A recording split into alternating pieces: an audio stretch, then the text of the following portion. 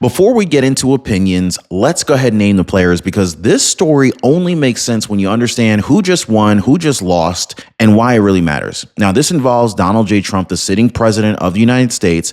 It involves the U.S. Immigration and Customs Enforcement operating under the Department of Homeland Security. It involves a federal court that just handed down a ruling that Democrats desperately tried to stop. It also involves Brandon Johnson. You may have heard of this guy. He's the mayor of Chicago who just decided that this was the moment to pull a public stunt that's now blowing up in his face. Because while a judge quietly gave President Trump a major legal green light, allowing Medicaid data to be shared with ICE, expanding enforcement authority, and clearing the path for nationwide action, Chicago's mayor was busy slapping abolish ICE on city snowplows. Can you believe this, guys? Here's the problem for Democrats. The courts are not buying it. Federal law is not blinking. ICE isn't shrinking, it's expanding. And the political theater is collapsing in real time. Well, tonight we're going to connect the dots that they don't want connected, how one court ruling just supercharged enforcement, why ICE is now gearing up instead of backing down, and how a single stunt in Chicago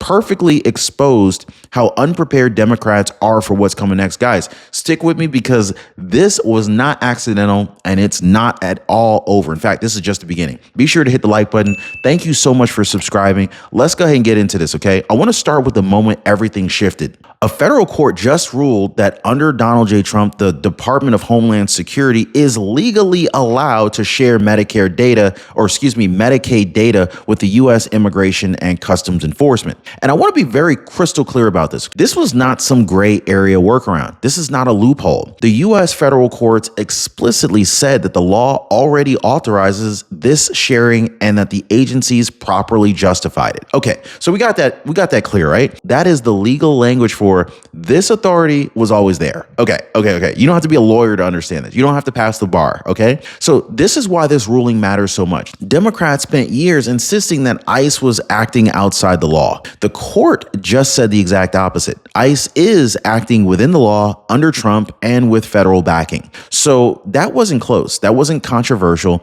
And Democrats know it because the court didn't hesitate. That is the green light. This ruling didn't just empower ICE. It obliterated the legal foundation Democrats have been hiding behind. So blue state officials, they argued that Medicaid data was untouchable, that privacy claims overrode immigration enforcement, and that states could wall off federal agencies. Now, the court just rejected all of it. Federal law takes precedence. Period. Under Donald J. Trump, the judiciary deferred to lawful federal authority, exactly how the system is designed to work. The court recognized DHS's mandate and confirmed ICE's role inside that mandate. That's called judicial deference, and Democrats just lost it. And so what makes this especially brutal is the timing. Oh, it's absolutely brutal, okay?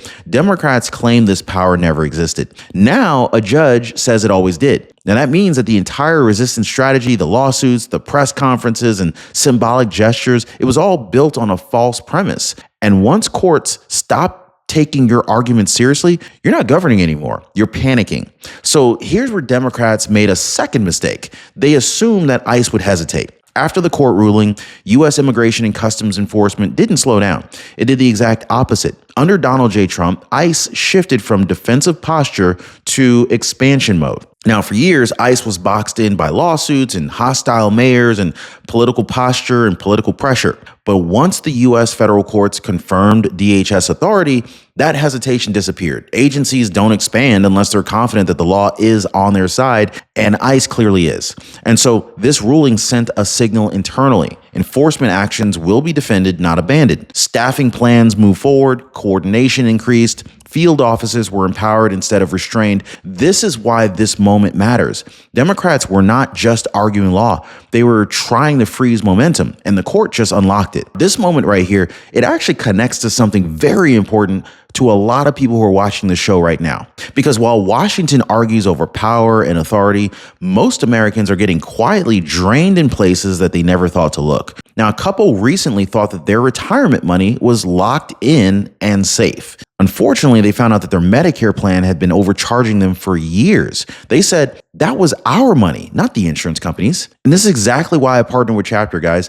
Chapter helps redirect wasted dollars back where they belong by reviewing your Medicare plan, your Medicare coverage, line by line and fixing it. There's no sales pressure, there's no games, just clarity. Now, most people don't even realize that these overcharges exist until the damage is already done. Chapter catches it before another year slips away. And this is why so many people are already calling the phone number at the bottom of your screen, 909-563-8279, or they're visiting askchapter.org. I left the link for you down below. You can just click the link right now. It only takes a couple minutes. Make sure your money is actually working for you, because once it's gone, Washington won't give it back. Oh, and when you call, tell them my friends over at Chapter Ron says hello. So momentum doesn't just show up in court filings. It shows up in budgets, guys. Shortly after the ruling, ICE launched a $100 million nationwide recruitment campaign, described internally as a long-term enforcement push.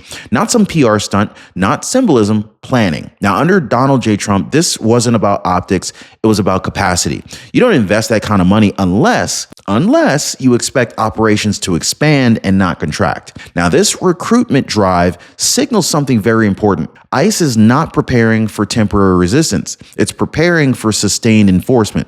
More agents, more coverage, more coordination with Department of Homeland Security. And this is where Democratic rhetoric collapses. I mean, you can't just chant abolish ICE all you want, but while you're chanting, the agency is hiring, training, and gearing up. That's not a retreat. That is institutional confidence. And this is where Democrats completely misread the moment, okay? So when Donald J. Trump moved to pull National Guard deployments from certain cities, the media tried to spin it as retreat, but it wasn't a retreat. It was a correction. In fact, immigration enforcement was never meant to be a military operation. It was a federal law enforcement function carried out by U.S. Immigration and Customs Enforcement under the Department of Homeland Security.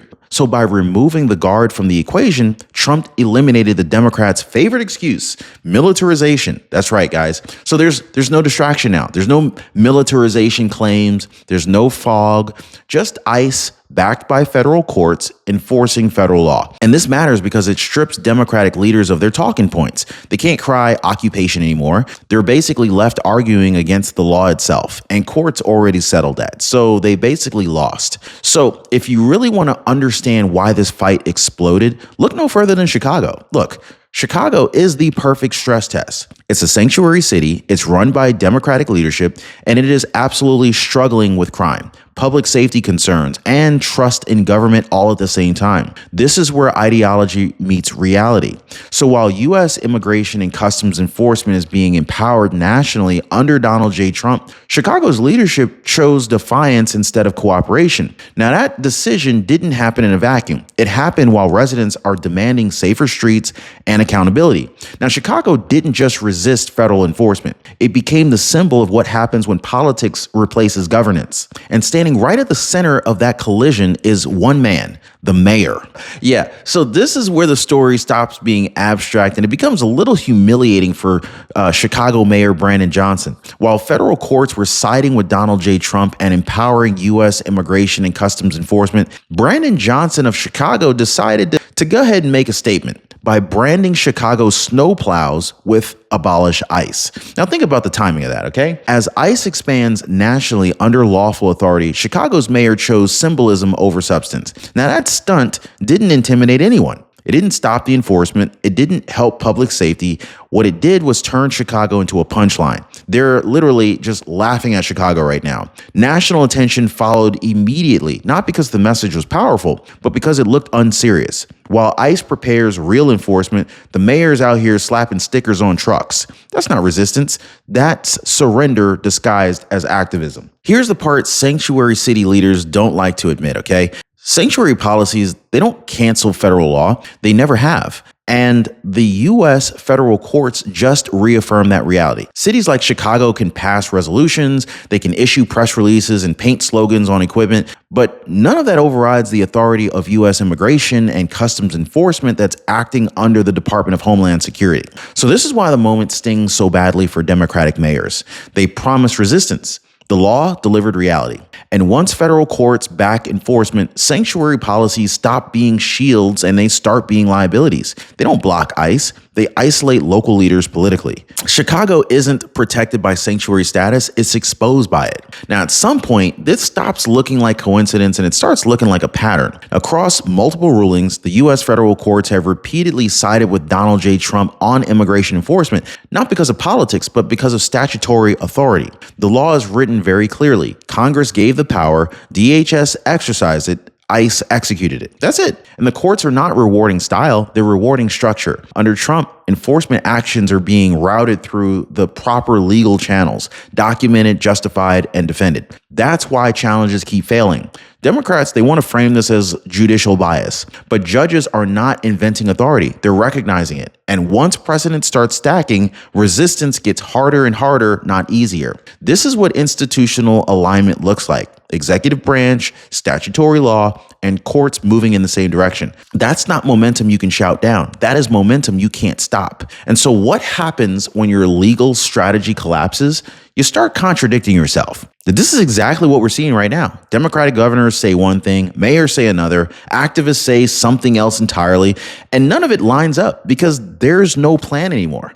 After the court ruling empowered U.S. immigration and customs enforcement, Democrats were forced into emotional messaging instead of legal arguments. Some called it tyranny and others called it overreach. A few people tried to pretend nothing happened. Meanwhile, Chicago became the visual symbol of that breakdown, where slogans replaced solutions and political theater replaced governance. Now, when you can't win in court, you pivot to outrage. That's the pattern. When outrage doesn't work, you escalate symbolism. And when symbolism fails, you just spiral out of control into a complete collapse and you panic. That's not resistance. That is collapse. So here's the part that Democratic leaders will not say out loud, but absolutely understand. Public opinion has moved, not a little bit, but decisively.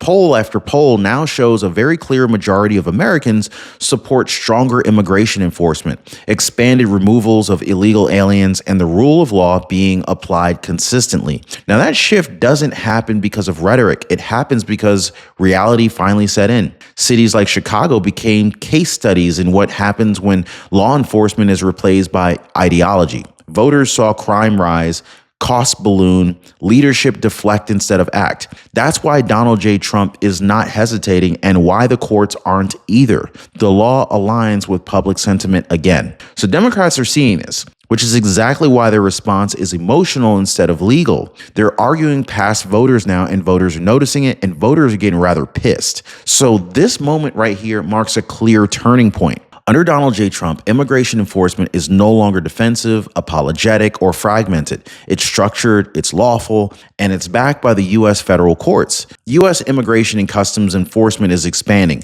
DHS authority has been affirmed. The National Guard distraction is gone, and symbolic resistance like Brandon Johnson's snowplow stunt, this has been exposed for what it really is. Noise without power. This is not chaos, it's alignment. Courts, agencies, and executive authority are now moving in the same direction without apology. And that's why this ruling matters far beyond Chicago, because it's not a pause, it's a reset. And unfortunately for the Democrats, it's only just getting started. Be sure to hit the like button and subscribe. Check out my next video about to come up right here, and I'll see you next time.